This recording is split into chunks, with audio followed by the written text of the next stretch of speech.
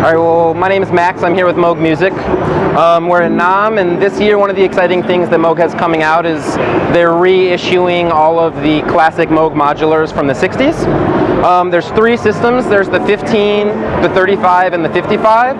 What I'm going to show you guys is the 15, which is the smallest of the systems. If you're at all familiar with sort of subtractive analog synthesis, this is going to be set up in a very familiar way. It's similar in its architecture to the Mini Moog Model D in that you have three oscillators. Essentially, you have the Moog 921 oscillator, which is slightly more complex. It has different options like clamping points, and then you have control of the pulse width. You have auxiliary wave functionality, so you can send two waveforms out. And then a really wide range that goes down into sub-audio for LFOs. And then on top of that, you have two Moog 921Bs, which are utility oscillators. They're slightly less fully featured, but they're both paired together to a 921A oscillator driver, which means I can send signals like pitch or modulation into the driver, and it will then be routed internally to both of these oscillators. Or if you want to play a melody in which both of the oscillators are separated by an interval, you can feed the pitch into that, and then it'll play with the interval already in place. Moving beyond the VCOs, there's four filters in the system. The first is your classic Moog low-pass transistor ladder filter.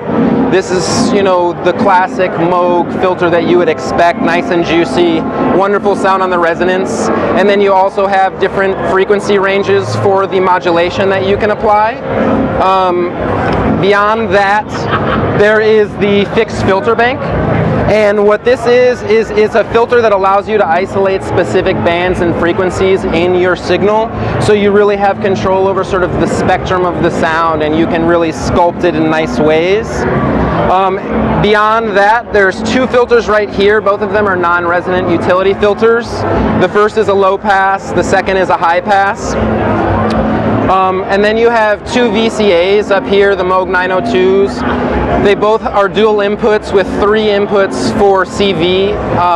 And then it's also nice because you can change the control response to be linear or exponential if you want quicker envelopes. Speaking of envelopes, there's also two of the classic Moog 911 ADSRs, which is just your standard attack, decay, sustain, release envelope. Down here you have a 4-channel mixer that also has multiples as well as positive and negative outputs if you're mixing CV, so it's a DC coupled.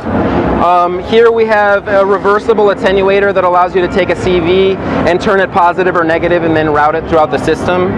And then up here also we have some regular attenuators that are just controlling the strength, but you can use them for CV or volume, anything that you sort of want to have a strength control on, it's right there. And then lastly, what we have right here is a controller output. So if you hook the keyboard up, this will give you 3 multiples of the keyboard CV and 2 copies of the keyboard gate. And then depending on how many things you route in, it just allows you to sort of route signals throughout this system, as well as if you hook up more than one modular. And then lastly, over here you have trunk lines, and that just allows me to route 2 jacks into the back. So if you want your audio to not come out of the front of the panel but the back of the panel, you can route the audio into the trunk lines and then send it to the mixer in the back. That's pretty much the entire structure, so I can give you some musical examples and we can listen to how it sounds.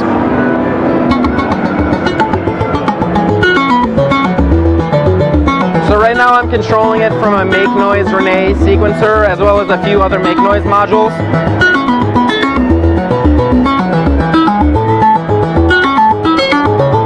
And we can start just a single oscillator as a sine wave. I'm going to turn it up so that all the spectrums are there.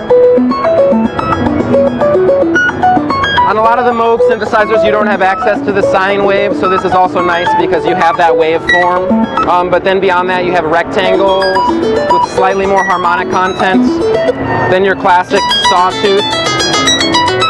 You can hear in the lower ranges it gets really juicy. And then over here we have the rectangular wave. And you can see that the oscillator driver allows you to control the pulse width of both of them. So you can go from more rectangular waves into square waves. And then if you go to the second oscillator, it'll control it there as well.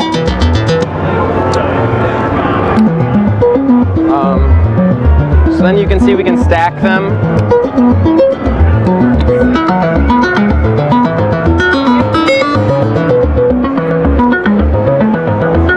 So right now I'm applying an envelope to the filter.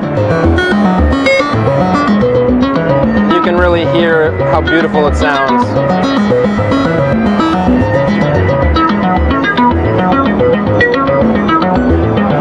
And then I'm going to take the envelope out of the filter and you can just hear the normal sweep.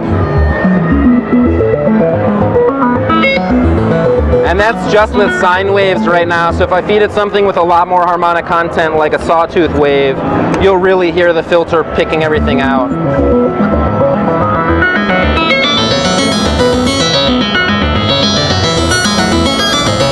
And then I can space them apart.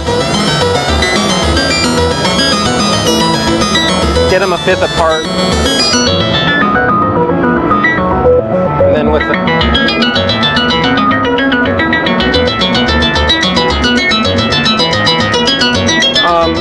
so that's both of the 921B oscillators, and then this is what the 921 sounds like by itself.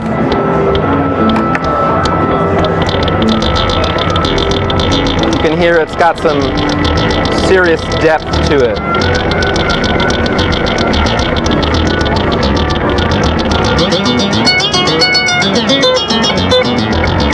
So wide range. You have all the same outputs.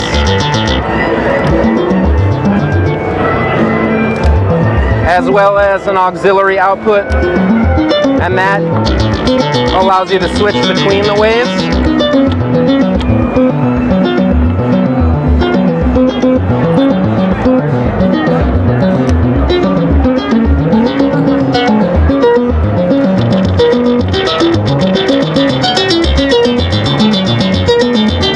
And then I'm gonna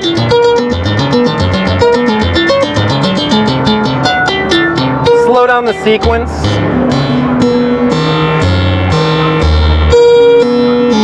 Open the envelope.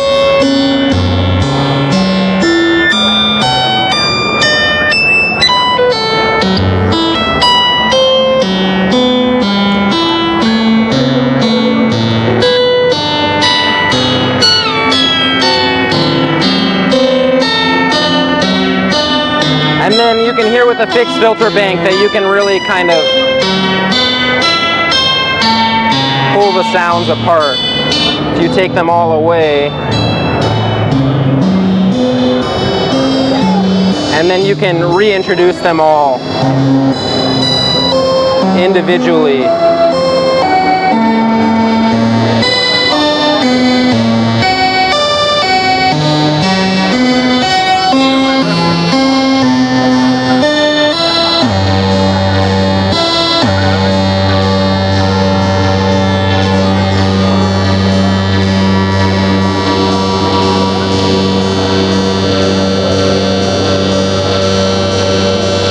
You can almost achieve formant type sound. And then we can stack the third oscillator.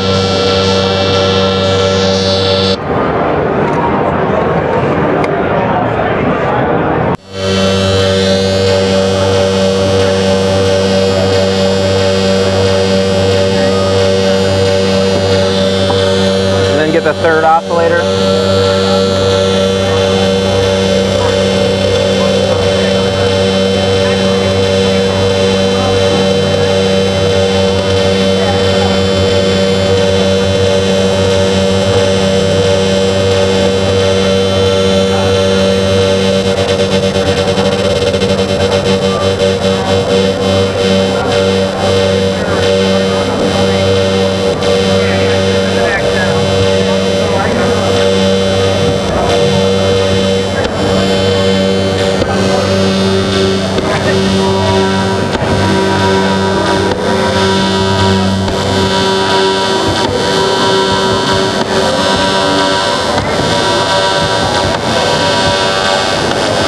so you can really isolate the bands, and it sort of shows you what frequency bands you have control over.